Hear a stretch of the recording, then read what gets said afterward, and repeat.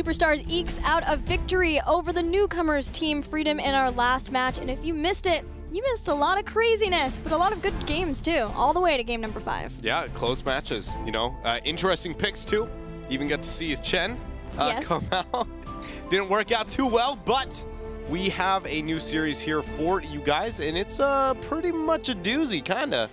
Yes, it's like, welcome to part 2, No Tomorrow. Have fun playing versus Tempo Storm, the #1 team in the standings as of now. And if we take a look at those standings, you can see why. A lot of it came down to Gale Force Esports being able to defeat Team 8 yesterday. Knocked Team 8 down at the pegs just a little bit, but Tempo Storm up on top. A victory over No Tomorrow would only solidify that even more. Yeah, and No Tomorrow is pretty much, they've got a mountain to climb, really, here. Tempo Storm has seen better days after the Western Clash, you know, maybe not the performance that they wanted, but when looking at just the league standings, they are still at the top here, and if they end up, if they're successful here against No Tomorrow, they very much will be able to only confirm their position in the first slot. Both of these teams really are looking for different things. No Tomorrow wants out of the 7th and 8th position because as we've talked to some dorm teams while working on that project, there are a lot of people eyeing No Tomorrow. They feel like that is the weakest team, the weakest spot to be able to maybe come in through the Crucible and claim their spot in part 2. Yeah, or phase 2. Yeah, out of the open division teams, almost every single one is going, how do we beat No Tomorrow? They're confident that they feel like this is the team that is going to be the one that they feel like they could knock out if they make it out. Whereas Tempo Storm, they want the top spot in the league once again. Top spot secures you a place at the mid-season brawl, and you don't have to play through the playoffs. But before we get started talking even more about this matchup, the drafts, the battlegrounds, let's take a look at what these players have to say. I think the biggest thing that sets us apart from other teams is we're always focused on the game. We're always focused on improving. We don't get sidetracked by random losses that throws off other teams. We don't get sidetracked by falling behind, by being ahead. We're just really focused on the current situation and how we can take advantage of that. And I think that makes us a really strong team. Everyone's afraid of failure. Every single game that I go into, I'm always a nervous wreck going into it. You're afraid of failure, but once you're in there, it gets going. You know, I think it's that you're afraid of failure, but it's the drive not to fail that keeps you going, and that's what drives me. I just don't want to be considered like the worst tank player in A. I want to be the best tank player in A. I think No Tomorrow has the potential, but their attitudes might be holding them back.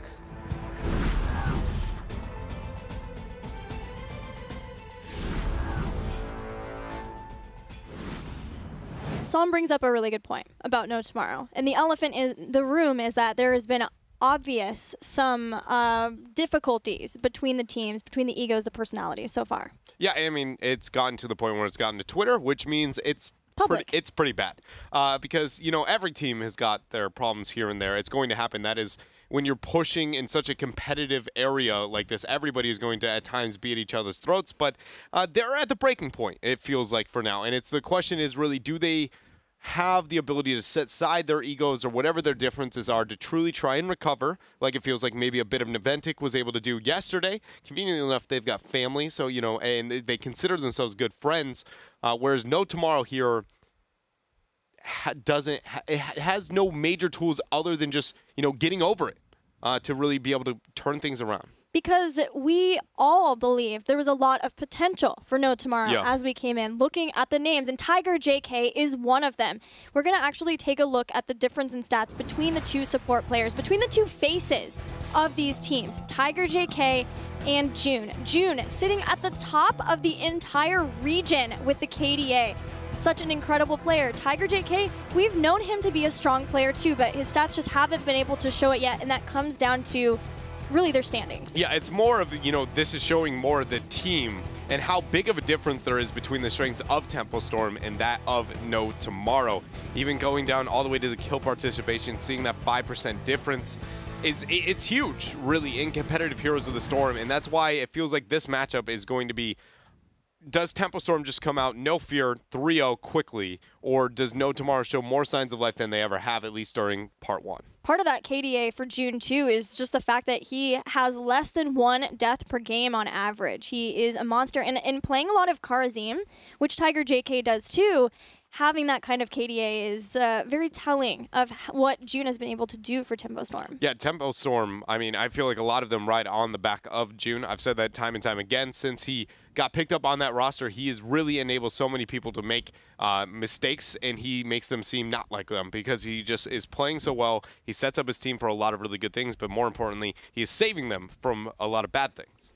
So let's talk mentality for Tempo Storm. As Caterpillar mentioned, they don't get... He feels they don't get tilted. They just look at whatever is in front of them, the task in front of them, and then move forward from there. But it's so difficult for them to come in after being beaten by a teammate. I feel like they're going to have a lot to prove. This is the final battle between No Tomorrow and Tempo Storm. And Tempo Storm running away with it.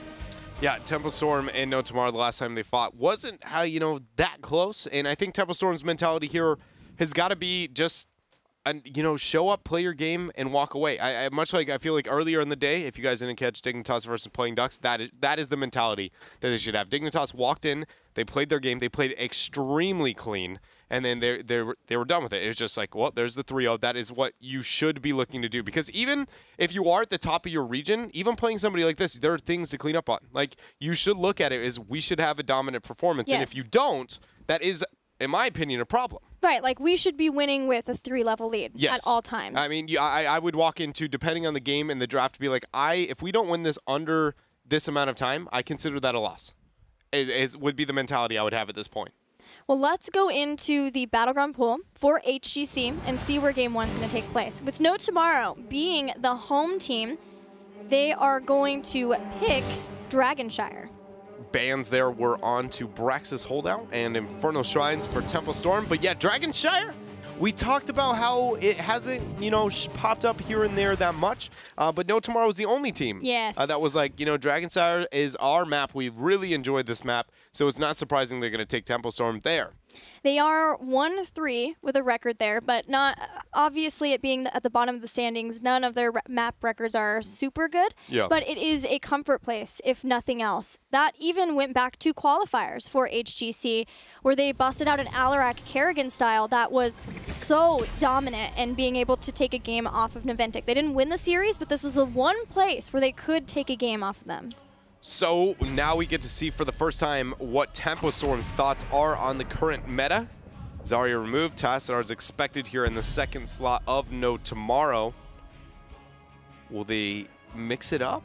The fact that it wasn't, instant, it makes you go, well, no, we're going to keep things the norm. So Tempo Storm, where do they move? Do they believe in the Arthas? Is it the Falstad? Is the Dahaka? Malf? Yes, so we only have 2 games from Tempo Storm on Dragonshire, but in both, Malfurion was a priority and early. So Malfurion's the pickup here. Now does No Tomorrow just straight up take Lucio? Is that Tiger JK's option? I wondered. I even wrote it down. Who's going to show more Lucio focus between these 2 teams this series? I think a lot of it just comes down to where does the Malf fall, and then the Lucio will always be quick to follow. But even in the last series, when Malf is picked in this rotation, people didn't view it as this means you must pick Lucio, right?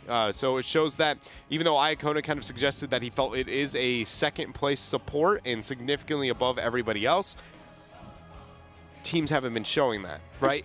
Yeah, and even now that I think about it, No Tomorrow having Tiger JK, he had a lot more Rhaegar focus than a lot of other supports. It was right up there after Malfurion and even higher than June. So it may be that they're okay with potentially getting support choked in favor of getting some other picks, and that is what they want to do. They get Falstad for some global pressure and then that Arthas. I actually really like it. I'm on the Lucio hype train whenever, but I do think that Arthas stands far and above when it comes to just diversity of strategies that he accents and how good he is just objectively. I love that. And then Falstad, we always know how good globals are, and then on the map as well. I prefer that rotation.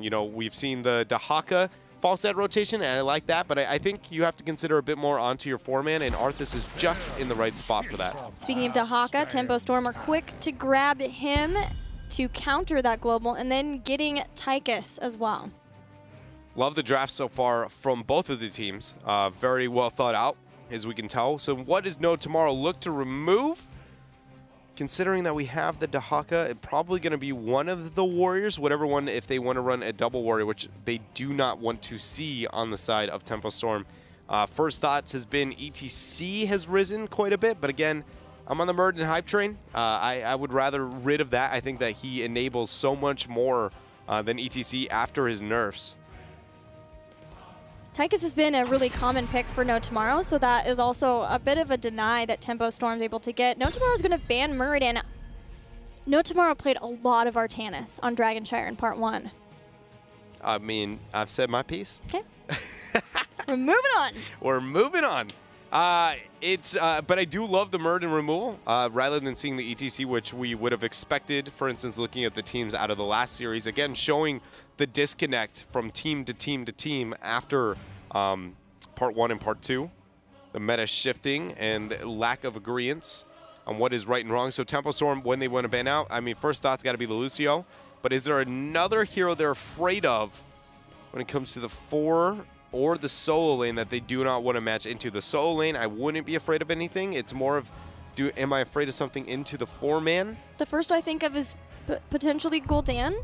Okay. I can see that. It's a slight comfort for Talking Trees, one of his most played, but Talking Trees played a lot more Li Ming. Greymane instead, understandable. I actually really like that ban, maybe even more so than the Lucio, so I like that. So this rotation, Lucio, what for No Tomorrow, and who are they going to have match the Dahaka? We saw, again, the Chen as a response didn't work out too well, and nobody else really comes to mind to be the one, the rival. We talked actually in the break a little bit that Probius was a hero that maybe be able to hold his own against it in a very different way, just matching his wave clear and kind of trying to zone out, but very, very susceptible to ganks up in the top lane. So maybe not as safe of a pick on Dragonshire as it was on Braxis. The big question for me is who is playing Arthas. Is it Erho or do they have Casanova playing? Karazim is a common pick for Tiger JK. Yeah. So Karazim to support. But who plays Arthas? Do they view him more as the second warrior and then put Erho on his comfort? And it looks like yes. KT snap locked in there for Tempo Storm and the Anubarak. My goodness, the comp on the side of Tempo Storm is intimidating. So much kill potential in the 4-man. A winning top lane. It's going to be hard to be able to deal with this lockdown. Tempo Storm here have a lot going for them, and looking at how can No Tomorrow be able to recover after that Karazim ETC rotation. Oh man, I don't have it off the top of my head. The double support, double warrior does not fit here nearly as well as any other map because the single rotations and you don't fight around the map objective for long periods of time. Like you do on maps like Sky or Infernal, where it's, hey, come here and then try and take that battle and out-sustain them.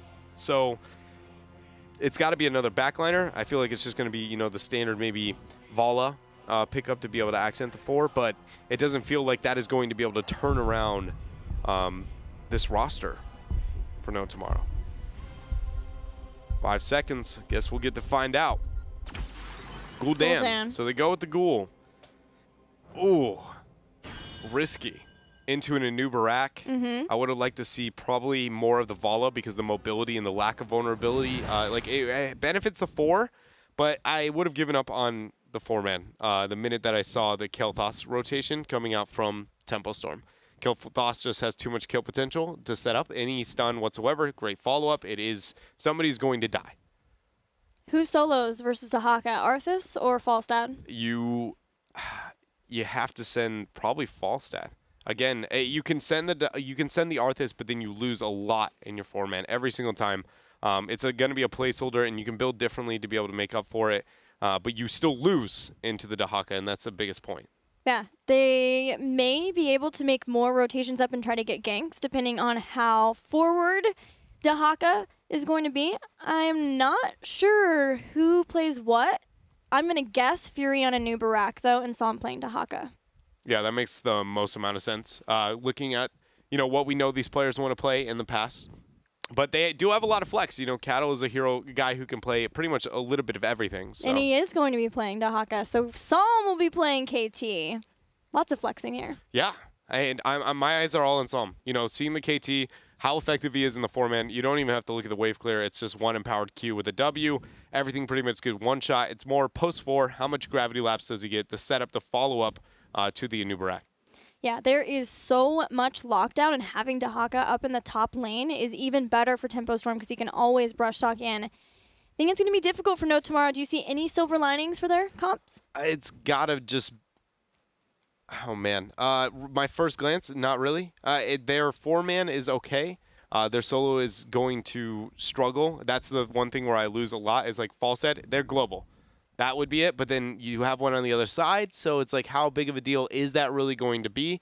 I think that No Tomorrow, it's not an unwinnable draft. It's a decent draft all around. I'm just still confused with that ETC Kharazim transition that they made. Yeah, it is very comfort-based. We'll see if it works out for No Tomorrow. It is time for game number 1 between No Tomorrow and Tempo Storm.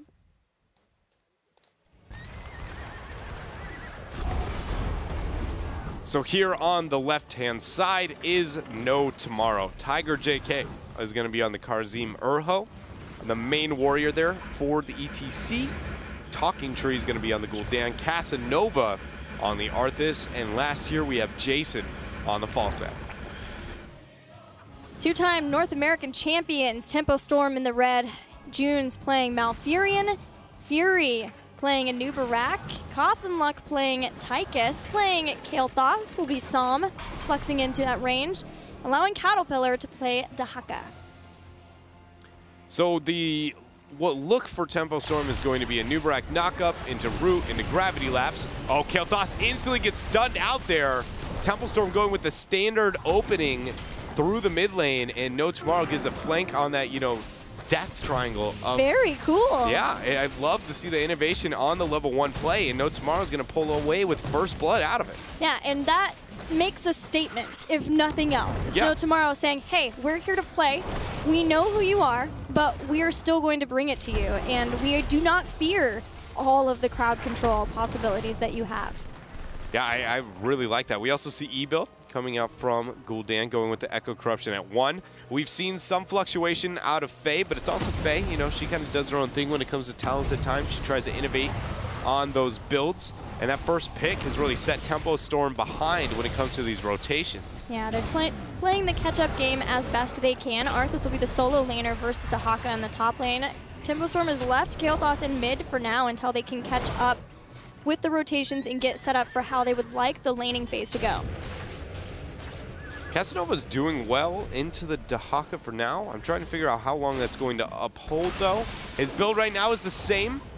As we see for most, the level 1 is kind of fluctuated between the Howling Blast and going with the Rhyme. Yeah, with the Arthas version of Bluff.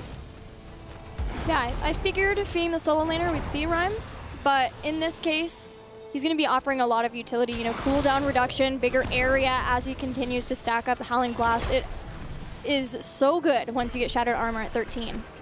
Yeah, and both teams dancing to hold that up on top. Actually, Dahaka and Arthas, as we see them on the Shrine, Dahaka just denied an entire minion wave from Casanova by keeping him up there, forcing him on the spot, questioning if they could get the Dragon Knight. So smart play there, abusing the wave clear. It's going to be Caterpillar, and that's why they just pulled ahead in experience. Saw him very out of position. In trouble, but starting to make it back to his team enough, being chased down by Tiger JK. Both teams close in experience as they get their level 4 talents. Dahaka starting to move on to the top shrine to alleviate the pressure that Tempo Storm so far has had around the mid lane. Nobody's been able to get a pick outside that level 1. I very much thought that Tempo Storm would be more, you know, commanding here in their 4-man. And it may have been had they not lost that pick right at the beginning. Oh, nice power slide. Psalm is in trouble, turns around with a double gravity lapse. Flight from Jason. Oh, Psalm is out of position once more. Punishing is going to be No Tomorrow, and they are going to get another kill here against Tempo Storm. Another thing to keep in mind, too, is because Psalm earlier on was relegated to sitting in the mid lane, he wants to be getting as many region globes as he can with Mana Addict, because that's going to help his sustainability a lot more once he can finish that. So as long as No Tomorrow continue this pressure, could work out very well for them. Yeah, I mean, it's huge. The fact that they are able to do so much here in these lanes. You know, Arthas is still struggling to hold his own up on top. Not falling too far behind, but not necessarily making plays. Tiger JK is in a bad spot, but good jukes and dashing out. Caught in luck ends up joining, so we have a 4 versus 4 in the bottom.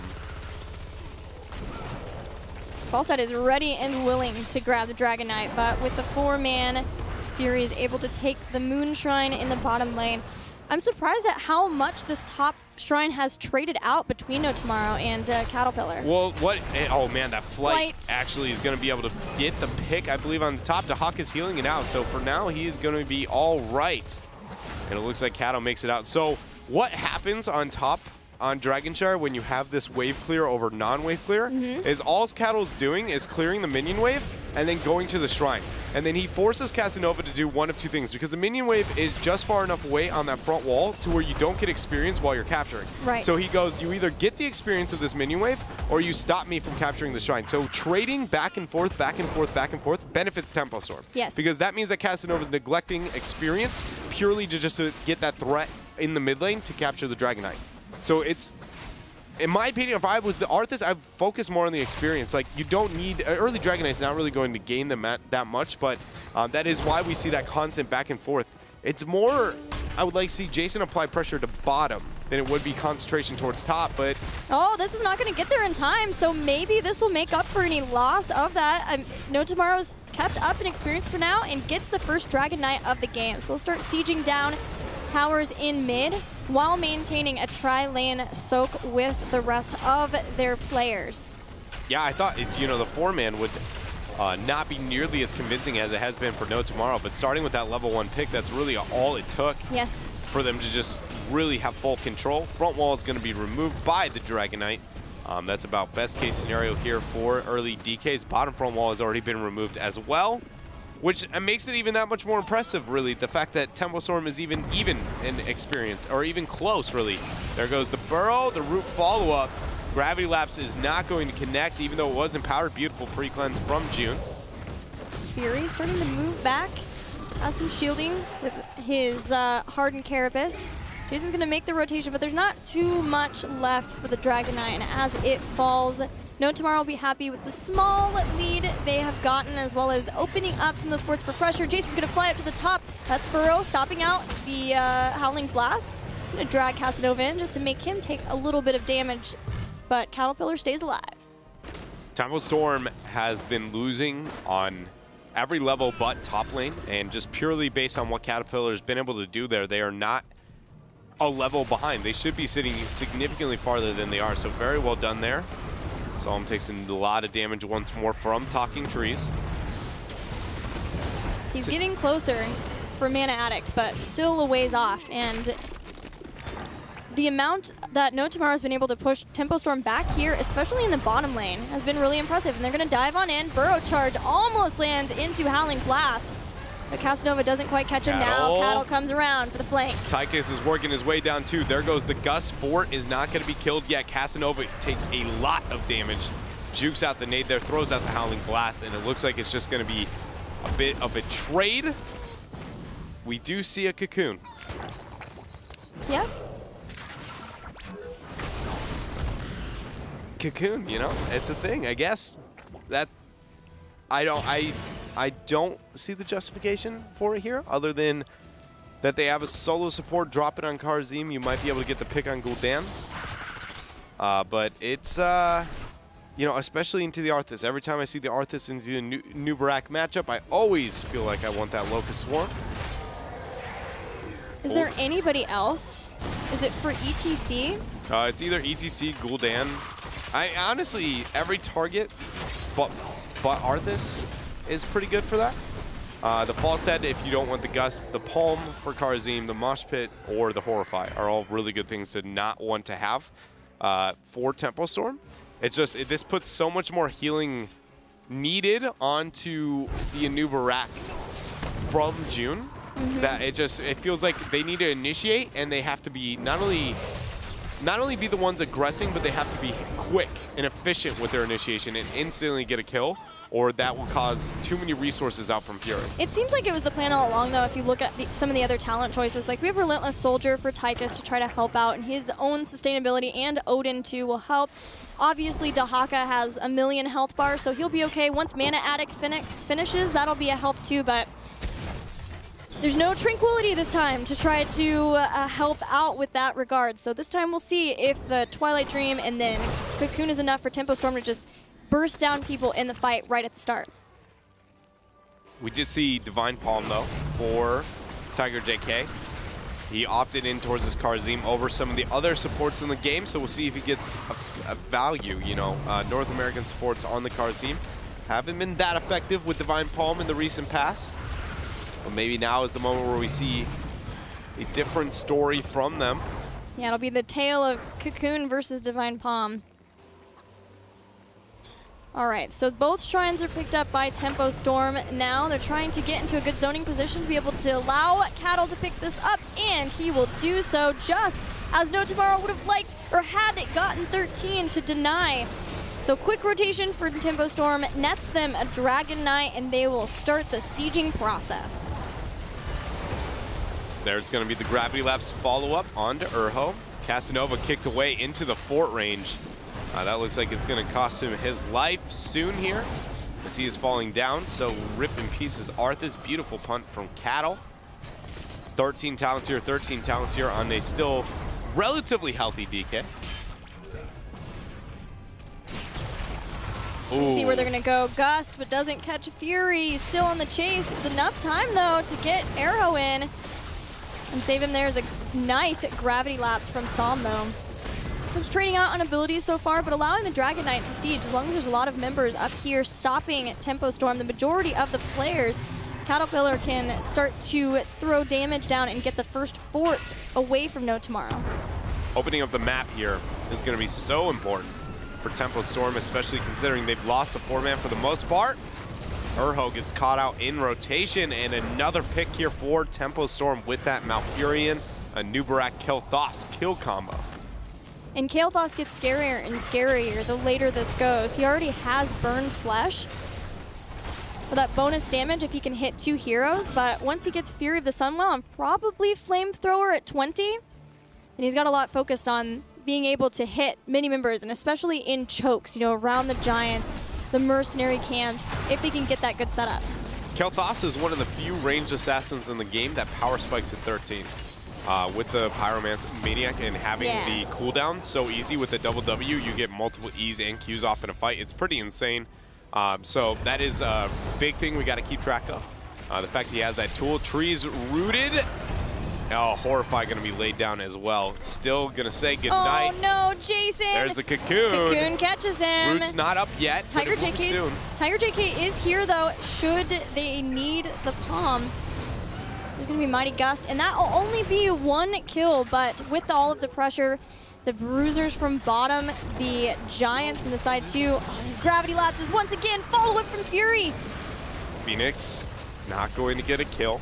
It's really interesting that the laning phase, when it was predictable, No Tomorrow had control. But now that it is not, No Tomorrow's risking that trickling in 1 by 1 and getting very heavily punished by what I expected to see early game on the side of Tempo Storm. And now that Tempo Storm have grabbed their 16 talents, they can continue. Now that, the Gravity Lapse is 2. Somebody is always in position, and even if there's not an immediate kill from Tempo Storm, someone takes so much damage, and as this game progresses, could be the difference up to a death. Yeah, and with the Army of the Undead, you know, KT now post-16 just deletes those ghouls to be able to self-sustain on the Arthas, so he becomes a far less reliable hero. Urho's going to flank onto Cattle. He's just trying to buy as much time to get the Dragon Knight on mid. Yeah, that's his essence. So no huge deal to burn that, as long as he stays alive. Casanova with the second prediction Howling Blast. First one was about half a second away from hitting after that burrow. Yeah, that was so close. But 16 is here for No Tomorrow, so they can stabilize a bit, and they need to. It's just in time. Both of the shrines controlled by Tempo Storm. But this mid wave pushed out helps a bit until Psalm just happily clears it out with 1 Flame Strike. Yeah, his mini waves don't exist around him anymore. Yeah. They're all pressuring towards top here. Then we know Falstad is up here. ETC did backdoor the Shrine on bottom. I say backdoor merely because the mini wave is pushed so heavily against No Tomorrow that moving down there, you only have about a 20-second window where you can do it and not get scouted. Good drag on the Casanova. Cato now by himself as Temple Storm has decided to go down to bottom. We see the dance of Dragonshire kind of happening here. The constant cycling around, but Temple Storm is the one who pulls ahead because they're looking at a keep. I expect them to just force it. Flight comes down from Falstad. Karzim is looking to make something happen too. Beautiful gravity lapse. Gravity lapse was amazing. Fury follow up to Palm, not going to save him. My. How did he even die? He had Living Bomb on him, right? Living Bomb? And the Palm was right after? Did he min-max the timing of that perfectly? I've never seen that in my life. Yeah. That was so perfect. He drops the Palm right before the Cocoon hits him, and then the Living Bomb procs the second after. What? Either way, Temple Storm with that pick gets a Dragonite, gets the Giant Camp. Now he's going to set their eyes on that bottom key. All right, so when Falstad spawns in 8 seconds, they'll have Gust to help out. If they could burn down this Dragon Knight, maybe go for an aggressive fly, but so far that has not been working out for No Tomorrow. If that's their plan of engagement, it hasn't been able to do much. He's going to do it again, and June is there. He could get roots. He ice blocks. The Gust hits. Horrify on 1. Kael'thas gets taken out as Twilight Dream drops down Arthas. June single-handedly just won that fight with a beautiful pre-cleanse, ice blocking the Gust to not be out of position, and then getting a Twilight Dream on a 3-man, disabling everything here. The Cocoon follow-up.